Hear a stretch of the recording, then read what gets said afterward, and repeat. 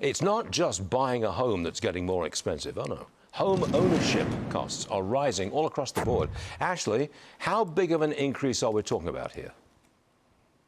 Well, up to 85% in some cases, Stu. A home buyer in 2019 could expect to spend about $20,000 a year on basic home ownership expenses. But by 2025, that bill had jumped above $28,500, not only outpacing inflation, but also keeping many would-be buyers out of the market. So what kind of expenses are we talking about? And yeah, how much have they actually risen? Well, take a look at this.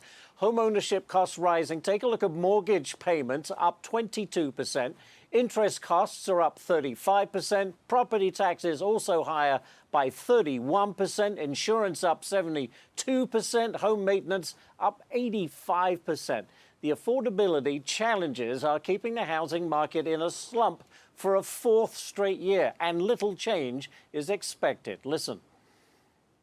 I don't see a lot of retreat in these prices because there are some things that are just out of homeowners' control, kind of outside of the market, like the costs of home maintenance and major repairs.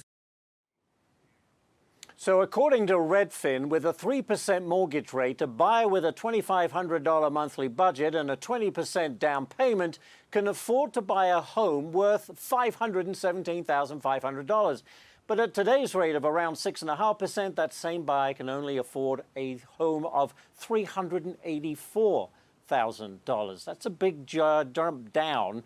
And also keep in mind that Realtor.com says the national median list price for a home last month was $440,000. Even though interest rates have climbed, typical home values are staying near record highs. That is because many homeowners don't want to give up those low mortgage rates and are choosing not to sell, keeping inventories lower than pre-pandemic norms.